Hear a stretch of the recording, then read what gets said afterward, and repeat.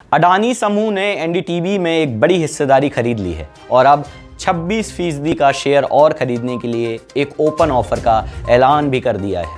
देश में Facebook, Twitter और इंस्टाग्राम पर लगातार ऐसी खबरें वायरल हो रही हैं कि अब एनडीटीवी जो है वो अडानी ग्रुप का हिस्सा होने जा रहा है। क्या है पूरा मामला, कितना सच कितना फसाना, चलिए समझने की कोशिश करते हैं। नमस्कार, मेरा नाम है प्रशांत कौशिक और आप देख रहे हैं नज़र टुडे। अडानी समूह प्रणव राय, राधिका राय और एनडीटीवी प्रबंधन की इच्छा के खिलाफ कंपनी पर कब्जा करने की कोशिश कर रहा है, जिसे हॉस्टाइल टेकओवर कहा जा सकता है। तकनीकी तौर पर अगर आधे से ज़्यादा हिस्सेदारी पर कब्जे के बिना कंपनी खरीद ली गई है, ये कहना ठीक नहीं है शायद। लेकिन अगर बाद वाली बात मान ली जाए, जैसा एनडीटीवी के सीईओ सुपर्णा सिंह ने अपने साथ काम करने वाले सभी लोगों को मेल लिखकर कहा है, तो तस्वीर में एक बड़ा फर्क आ जाता है। फर्क सिर्फ इतना कहना कि अडानी समूह एनडीटीवी पर कब्जा करने या उनके शेयर का 50% से ऊपर का हिस्सा खरीदने का काम कंपनी के मौजूदा प्रमोटरों के साथ बात करके राजी खुशी हंसी के साथ कर रहा है, तो उनके काम में जबरदस्ती किस प्रकार से आ सकती है। एनडीटीवी की सीईओ ने जो संदेश लिखा है उसे सच माना जाए तो यह मामला जोर और जबरदस्ती का ही है। ध्यान रहे कि अडानी समूह की तरफ से ऐलान आने के एक दिन पहले ही एनडीटीवी ने स्टॉक एक्सचेंज को लिखकर बताया था कि एक अखबार के पत्रकार ने उनसे पूछा है कि क्या प्रणव रॉय और राधिका रॉय अपनी होल्डिंग कंपनी RRPR के जरिए रखी गई हिस्सेदारी को बेच रहे हैं। कंपनी ने उस पत्रकार को, एक्सचेंजों को यह लिखकर जवाब दिया कि यह अफवाह बेबुनियाद है। राधिका और प्रणव रॉय ने हिस्सेदारी बेचने या कंपनी का मालिकाना हक बदलने को लेकर किसी प्रकार की कोई बात किसी से भी नहीं कही है। इन दोनों के पास अलग अलग और RRPL होल्डिंग्स के जरिए कंपनी की कुल पेड कैपिटल का 61.45 मतलब 61.45% हिस्सा अभी भी मौजूद है। कंपनियों के बिकने और बड़ी हिस्सेदारी के बिकने के मामलों में इस तरह की सफाई दिया जाना कोई नई बात नहीं है।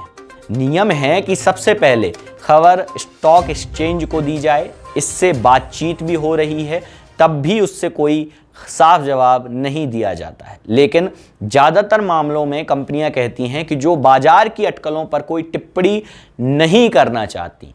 इस तरह की स्पष्ट भाषा में लिखा हुआ एक खंडन मुश्किल से ही कभी सामने आता है। लेकिन खंडन के बावजूद एक ही दिन के बाद अडानी समूह की तरफ से बाकायदा ये ऐलान कर दिया जाता है कि उनकी कंपनी AMNL अप्रत्यक्ष तरीके से एनडीटीवी के 29.18 यानी कि 29.18% हिस्सा खरीद रही है। साथ ही 26% हिस्से तक को और शेयर खरीदने के लिए ओपन ऑफर यानी खुला प्रस्ताव भी एनडीटीवी को दे रही है। कंपनी की प्रेस विज्ञप्ति में लिखा है कि AMG मीडिया नेटवर्क्स लिमिटेड की सब्सिडी BCPL के पास RRPR होल्डिंग्स प्राइवेट लिमिटेड के वाउचर्स हैं और उन्हें भुनाने पर उसे इस कंपनी में 99.99% हिस्सेदारी मिल सकती है, यानी 99.99% हिस्सेदारी उनको मिल सकती है। कंपनी ने अपने इस अधिकार का इस्तेमाल कर वाउचर्स को 99.5% यानी 99.5% शेयरों के बदलने का फैसला किया है। इसके साथ ही RRPR होल्डिंग्स पर अब BCPL का पूरा तरह से नियंत्रण होगा। 0.49% यानी 0.50% से भी कम शेयर क्यों छोड़े गए हैं, यह समझना काफी मुश्किल है। RRPR होल्डिंग्स प्राइवेट लिमिटेड वो कंपनी है जिसके पास एनडीटीवी के 29.18% यानी 29.18% शेयर अभी मौजूद है। यानी इसके साथ ही एनडीटीवी की यह हिस्सेदारी अब अडानी समूह की होने वाली है। RRPR नाम को खोला जाए तो बनता है राधिका रॉय, प्रणव रॉय यानी कंपनी के संस्थापक प्रमोटर दंपत्ति। इसके अलावा भी दोनों के पास लगभग 16% हिस्सेदारी है। लेकिन एनडीटीवी के मैनेजमेंट का कहना है कि एनडीटीवी राधिका और प्रणव के लिए आज का घटनाक्रम पूरी तरह से अप्रत्याशित है। यह अधिग्रहण उनकी सहमति या जानकारी के बगैर हुआ है। इसका आधार 2009-2010 में किया गया एक लोन एग्रीमेंट बताया जा रहा है। कंपनी का यह भी कहना है कि वो आगे की प्रक्रिया पर जानकारी जुटा रही है और उसमें कानूनी या रेगुलेटरी विकल्प भी शामिल हो सकते हैं। यहां किस्से में एक पेंच और भी आ जाता है। अडानी समूह ने BCPL नाम की जिस कंपनी के जरिए NDTV की हिस्सेदारी लेने का फैसला किया है, उस कंपनी ने 2009-2010 में NDTV को या उसके प्रमोटरों को एक कर्ज दिया था, जिसकी जमानत के तौर पर RRPR की हिस्सेदारी उसके पास रखी गई थी या कर्ज को इक्विटी में बदलने का अधिकार उसको मिला हुआ था। लेकिन NDTV या उसके प्रमोटरों ने अडानी ग्रुप से कोई भी कर्ज नहीं लिया था। जिस वक्त यह कर्ज का सौदा हुआ था तब BCPL अंबानी घराने या रिलायंस इंडस्ट्रीज से जुड़ी हुई कंपनी मानी जाती थी, यानी कर्जा अंबानी ने दिया था और वसूली के वक्त अब अडानी जी सामने आ गए हैं। शायद यही वजह है कि NDTV में मंगलवार को जो हुआ उसे अप्रत्याशित बताया जा रहा है। खबरों के पीछे की खबर रखने वाली वेबसाइट न्यूज लॉन्ड्री ने 14 जनवरी 2015 को एक खबर लिखी थी, जिसमें विस्तार से बताया गया था कि कैसे मुकेश अंबानी की कंपनियां सिर्फ राघव बहल के नेटवर्क 18 को ही नहीं बल्कि NDTV को भी अपना ऋणी बना रही हैं।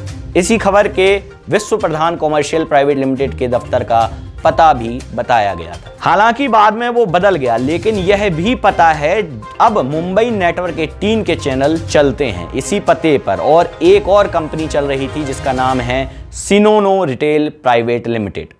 इस कंपनी की 100% हिस्सेदारी Reliance industries investment and holdings limited के पास थी, जो खुद रिलायंस इंडस्ट्रीज का हिस्सा है। रिलायंस समूह की ही एक कंपनी रिलायंस वेंचर लिमिटेड ने 2009-2010 में सिनोनो रिटेल को 403.85 करोड़ रुपए का कर्ज दिया था। यह अनसिक्योर्ड लोन था। उसी साल सिनोनो ने एकदम उतनी ही रकम का कर्ज विश्व प्रधान यानी BCPL को भी दिया था। उधर उसी साल RRPR होल्डिंग्स प्राइवेट लिमिटेड की बैलेंस शीट में दिखता है कि उन्हें ठीक उतनी ही रकम का कर्ज मिला हुआ है। यह नहीं लिखा है कि यह कर्ज कहां से मिला, लेकिन दिसंबर 2014 में आयकर विभाग ने किसी और मामले में दिल्ली हाईकोर्ट में लिखित बयान दिया था कि RRPR होल्डिंग्स के पास बेनामी स्रोत से आई एक रकम का पूरा ब्यौरा उन्हें मिल गया है।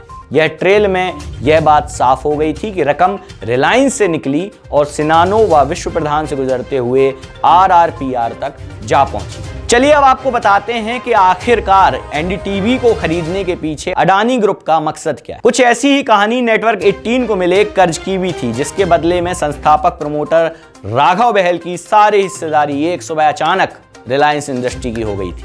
तब भी ऐसे ही कर्ज को इक्विटी में बदल लिया गया था और अब यह कहानी वही NDTV में दोहराई जा रही है। विश्व प्रधान की मिल्कियत बदलने की खबर किस किस के पास थी यह तो पता नहीं है। NDTV का कहना है कि कर्ज को इक्विटी में बदलने या वारंट को एक्सरसाइज करने का फैसला NDTV के संस्थापकों की जानकारी, उनकी मर्जी और किसी भी बातचीत के बिना लिया गया है। 26% हिस्सेदारी के लिए विश्व प्रधान AMPL और अडानी इंटरप्राइजेज लिमिटेड की तरफ से जो ओपन ऑफर उन्हें आया है वो भी औपचारिकता ज्यादा लगता है, क्योंकि बाजार में NDTV का शेयर मंगलवार को 370.75 रुपए पर बंद हुआ था और ओपन ऑफर का भाव है 294 रुपए। यानी हो सकता है कि कंपनी को इस ओपन ऑफर में बहुत से शेयर नहीं मिल पाए। यह भी हो सकता है कि अडानी समूह RRPR होल्डिंग्स में 99.5% हिस्सेदारी हासिल करने के बाद इसी मैनेजमेंट से समझौता करके यह कोशिश करे कि कंपनी को यही लोग चलाते रहेंगे, यानी वो सिर्फ इन्वेस्टमेंट की तरह ही कंपनी में दाखिल होना चाहते हों। लेकिन अगर राघव बहल और रिलायंस का सौदा सबको सबक देता है तो वह यह भी है कि इस तरह की खुशफहमी ज्यादा वक्त तक कायम रहना लगभग नामुमकिन सा है। हालांकि अभी तो ये देखना होगा कि NDTV क्या इस मामले को अदालत या रेगुलेटरी के दरबार में ले जाया जाएगा। अगर ऐसा होता है तो क्या कानून में उन्हें कोई भी मदद मिल सकती है। अडानी ग्रुप जिस प्रकार से एनडीटीवी में घुसने का फैसला कर रहा है वैसा पहले नेटवर्क 18 के साथ भी हो चुका है। और अडानी ग्रुप का जो कर्ज था अब वह इक्विटी यानी उनकी कंपनी के शेयर और भागीदारी में बदलने की कोशिश की जा रही है, जिससे अडानी ग्रुप और अडानी समूह का एनडीटीवी के अंदर दाखिला हो जाएगा, वो भी एक शेयर होल्डर होंगे। देखना ये दिलचस्प रहेगा कि क्या एनडीटीवी का प्रबंधन उसी प्रकार से अब काम करता रहेगा जब वो अडानी के आने से पहले काम किया करता था। पूरी खबर, पूरा विस्तार हम आपको बताएंगे। बने रहिए हमारे साथ नज़र टुडे में। देखने के लिए बहुत बहुत धन्यवाद।